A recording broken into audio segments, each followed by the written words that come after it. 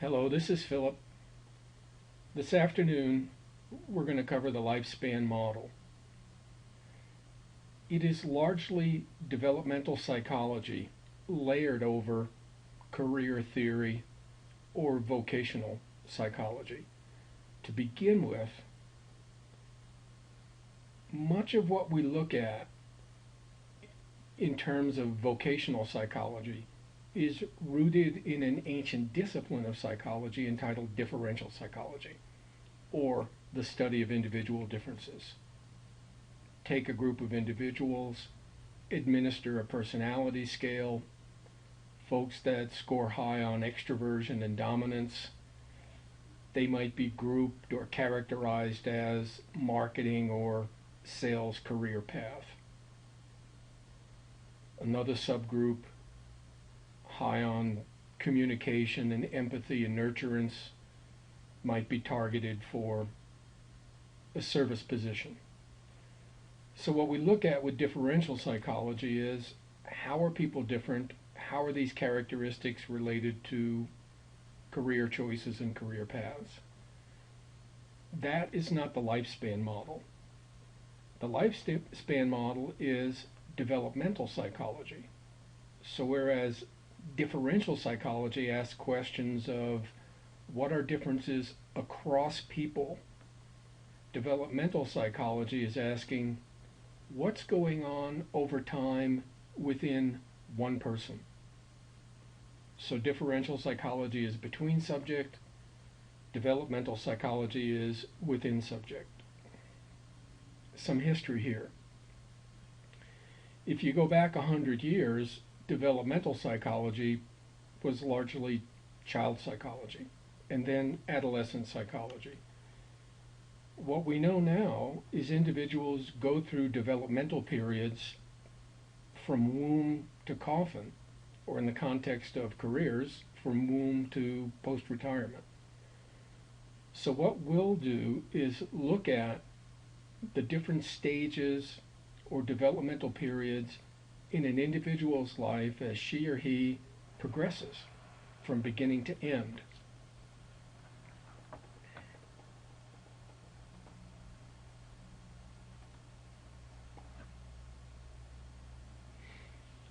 The lifespan model has 5 stages. We have 3 on this slide. To begin, don't worry too much about the years.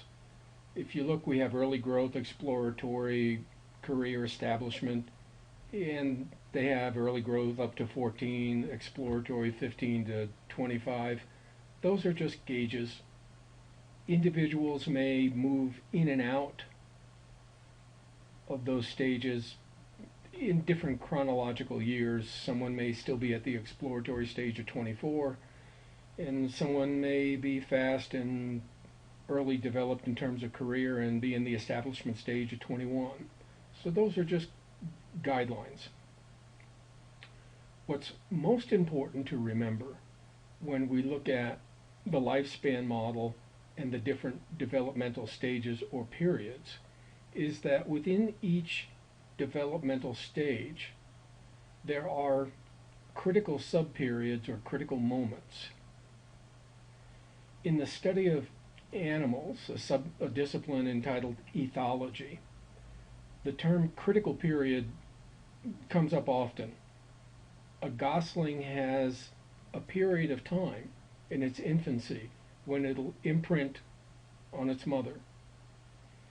A bird has a critical period, again, post-infancy, when it needs to learn to fly, and if it doesn't occur during that period, will never fly well again or never fly at all.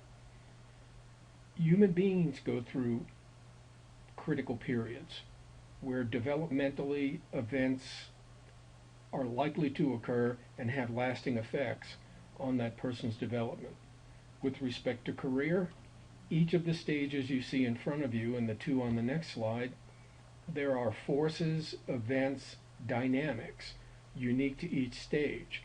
So irrespective of the year a person is in, there's something going on at that stage and an individual will experience it.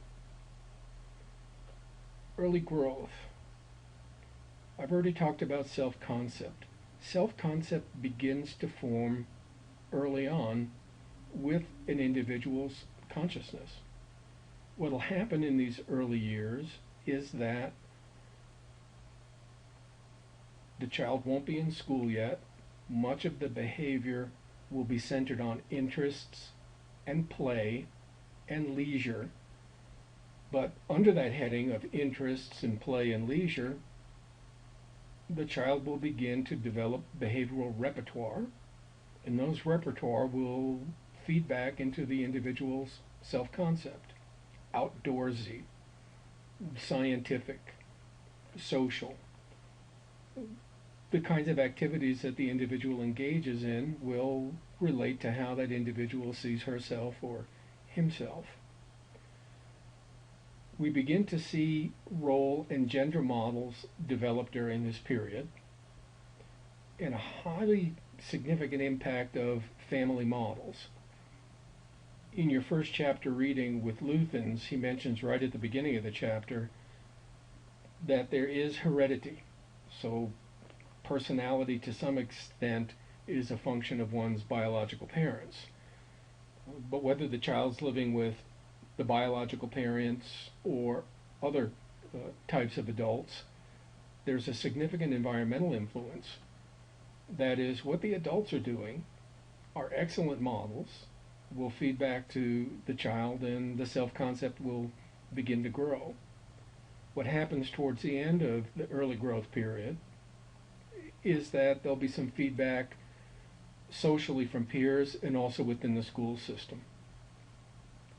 So about the time an individual reaches the exploratory stage, they can probably begin to answer that question I posed in the previous lecture. An alien beams down, says, "Who are you?"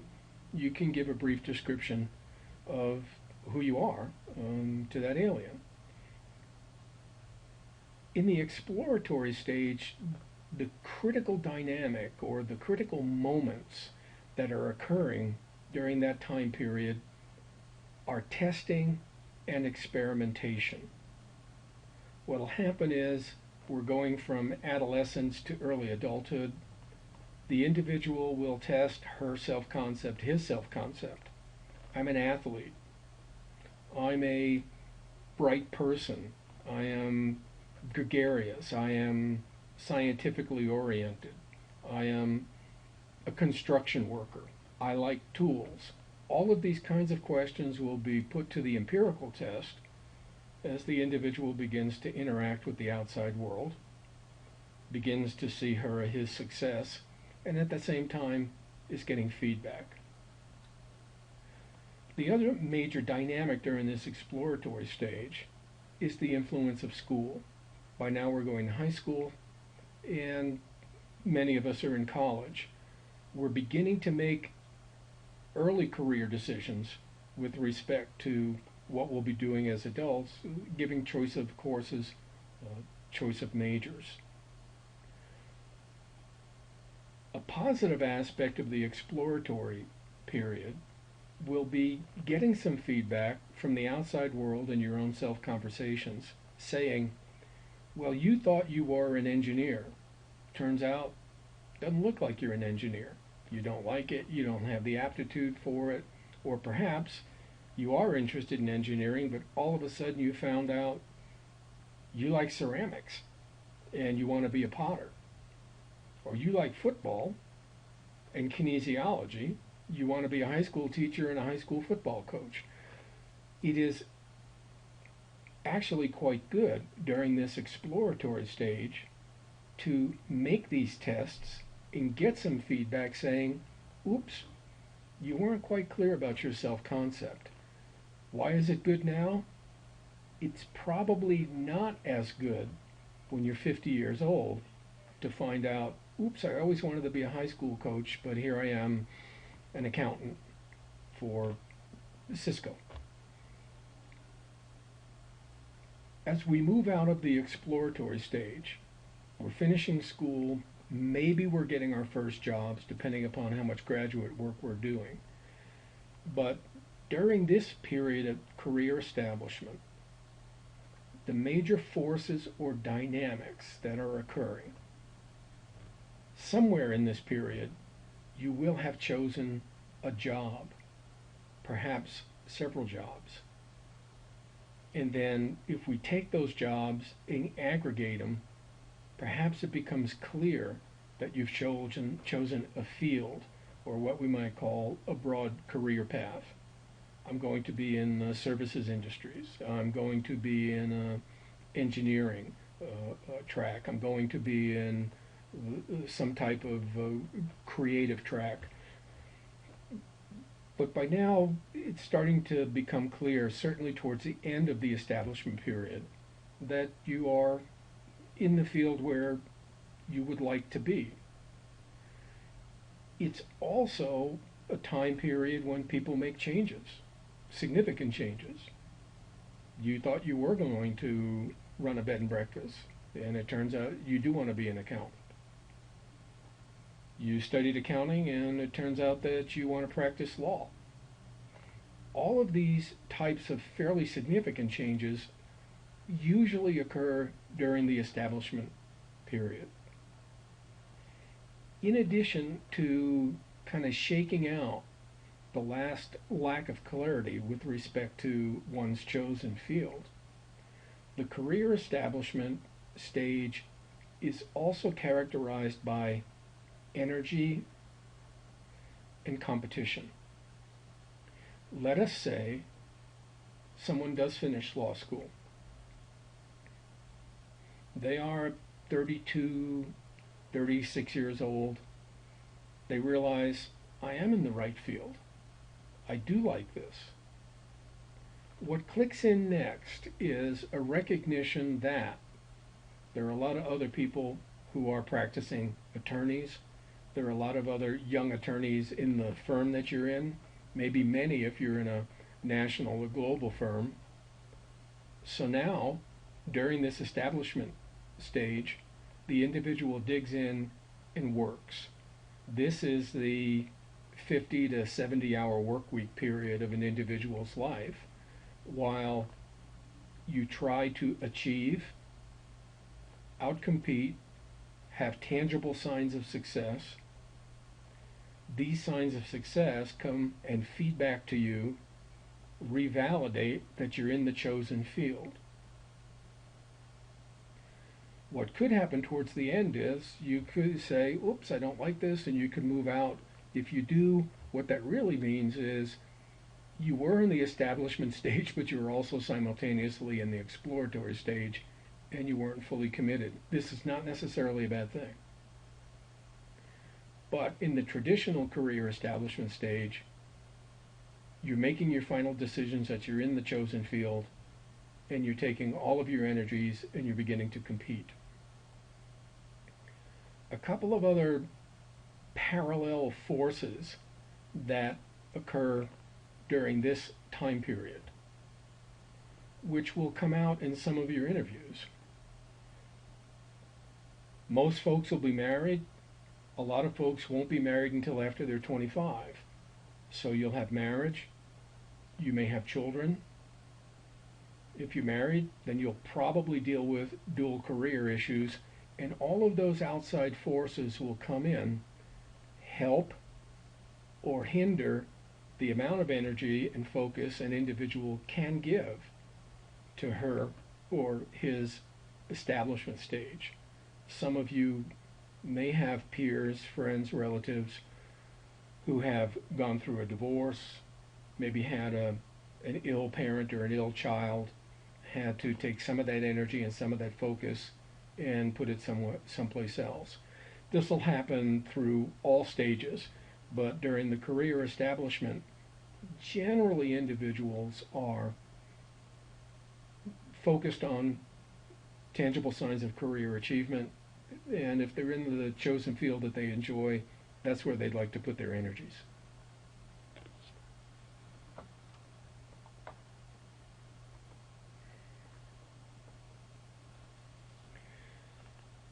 The maintenance stage, generally about midlife to about retirement. If the establishment period is characterized by let me take my energy, focus it, and work hard. As you get into the maintenance period, particularly towards the end, the critical dynamic is let me maintain energy, keep what I've already achieved, and in the worst case, not embarrass myself as I begin to exit from my career path. What we have in the maintenance stage is people who are midlife and older who are beginning to watch new individuals come into the workforce, either as entrepreneurs competing with your firm, as young folks a little bit lower in the hierarchy than you, but ready to work hard and move up and maybe even take your position. So one of the characteristics here is how do I negotiate the fact that I'm powering down a bit, and maybe when I get to be 55 to 65, powering down a lot. How do I maintain respect from the firm and also self-respect, since whatever this career path has been, it is fundamental to my self-concept.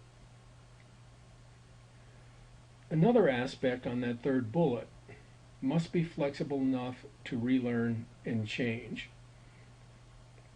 A story here, apropos. I think it was about 3 springs ago. I was teaching an undergraduate class online, and I looked at the student evaluations when they came out early in the summer. I got skewered. Worst evaluations I've seen in more than 3 decades of being a teacher. And I deserved them. I was a little ill that semester, so I wasn't timely with my responses. I didn't get things posted. But I could also see that the students didn't enjoy the way the class was structured. What I'm doing right now, Camtasia lectures, are a product of that feedback I got from students. I went ahead and I learned a new technology, added it to a couple of the online classes I teach, this one, in the hope of keeping it current, keeping it more interesting, and a better learning experience for students. You want me to be honest? I'm going to be 64 in a couple of weeks. Do I want to learn new technology? No. I also don't want to get bad teacher ratings, so I need to relearn things and change, but it's much easier for someone who's 32 to change and learn new things than it is for somebody who's 64.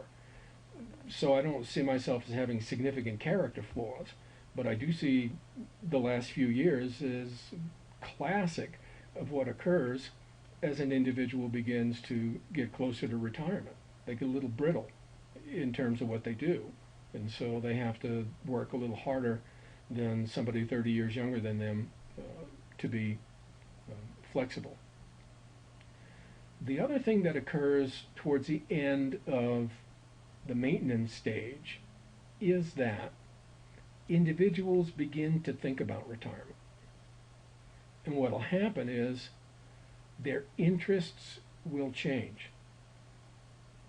You'll find doctors, let's say surgeons, who read 300 hours a year, medical journals and recent research in their area.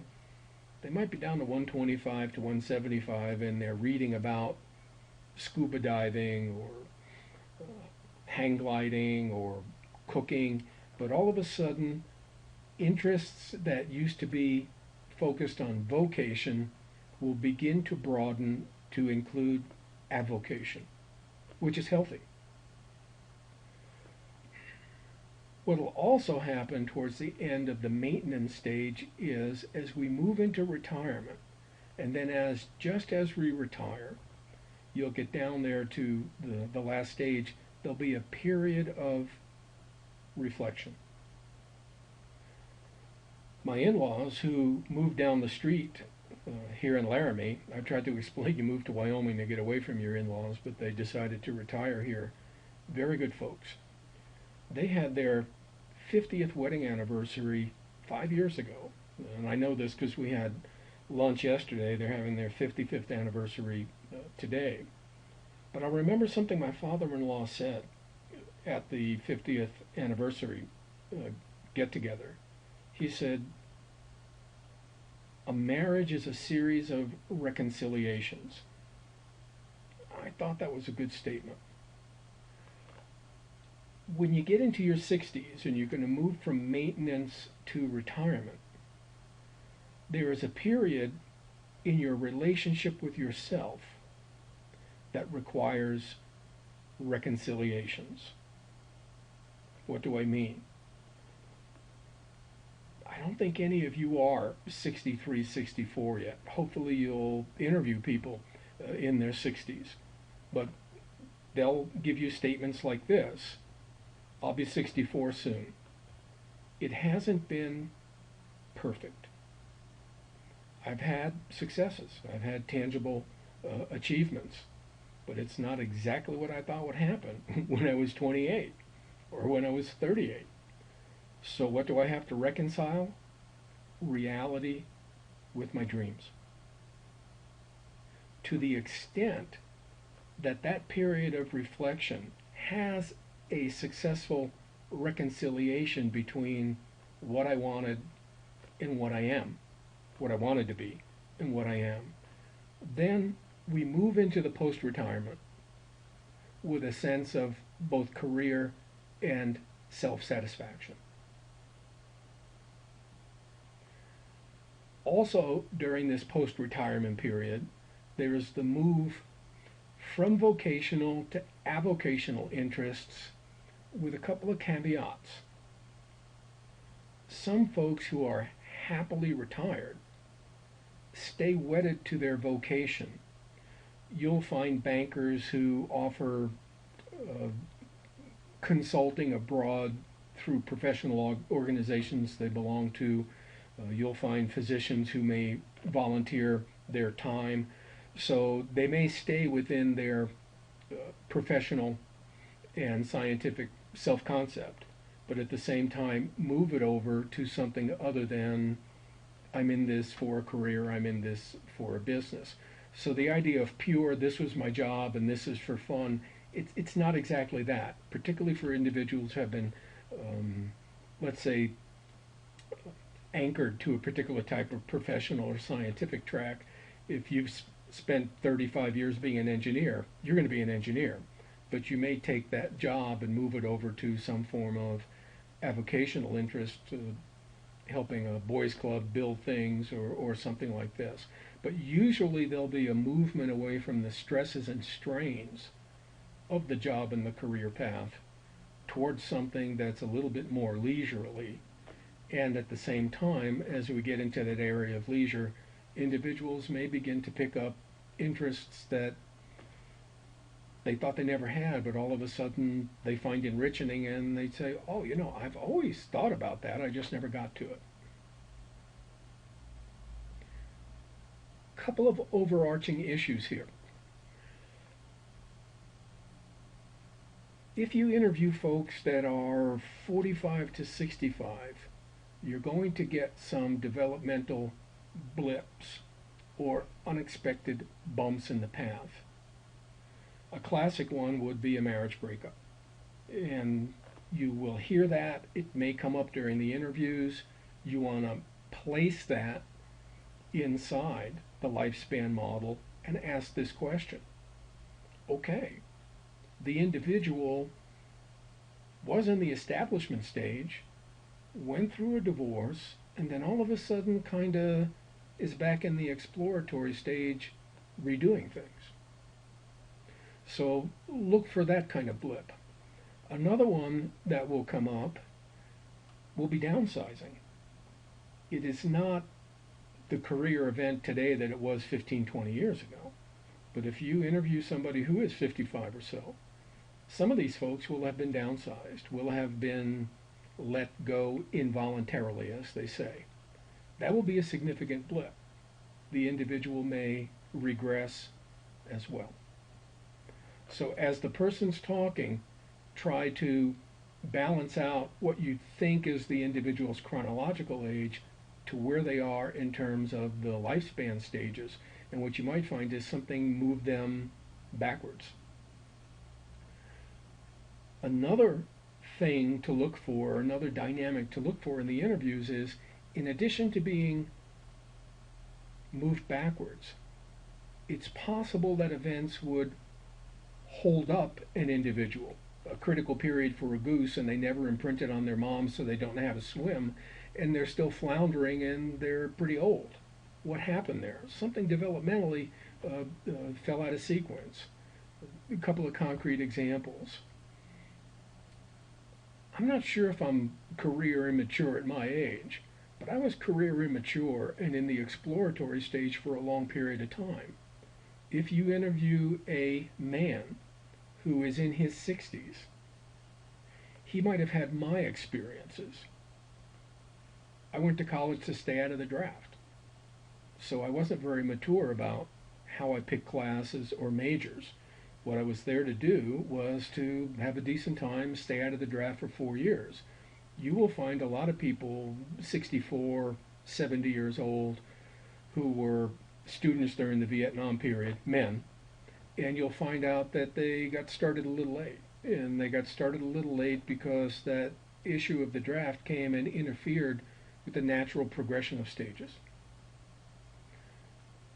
One thing I'll ask you to be sensitive to, because I don't know, but I have a working hypothesis. If you talk to folks who are in their early 60s, you may find individuals who are in the maintenance stage and not overly happy because they already envisioned themselves in the retirement stage. Things went wacky in the stock market 3-5 years ago. You might find some 62, 66-year-old people who are still working because their retirement nest egg went backwards and they had to prolong that maintenance stage. And that may influence what they're thinking and how they're reconciling those moments in time. So think about your interviewees individually. They're going through different stages within their life, so the unit of analysis is that subject, that person. But also think about cohorts.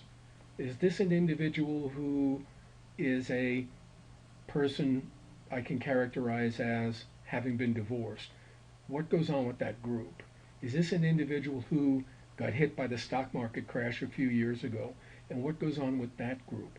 So you'll have some individually rich information and data from your interviewees, but also think about what's going on socially in the context of society and the economy that might have influenced the individual as she or he went in and out of those stages. Lastly, not for your paper, but maybe for your paper as you answer your second question, you're alive, you're in one of these stages. It might be worth asking, well, how about those stages I just was in? What was going on during, I'll go backwards here, my early growth and my exploratory period? You know, did I go back and forth on a couple of choices? Do I think I'm really in the chosen field right now, or do I still have some second guesses? Or am I in a chosen field, I've been successful, but I want another field and I'm not even at the maintenance period? So as you begin to look at your own choices, which going towards this MBA is one, where are you in those stages? How does it fit what we would have as classic challenges, classic dynamics in each one of those stages? We have 2 more models. We'll progress through them together, and then we'll talk a little bit more about details and what you want to do for your write-up. So I'll sign off for now. Many thanks.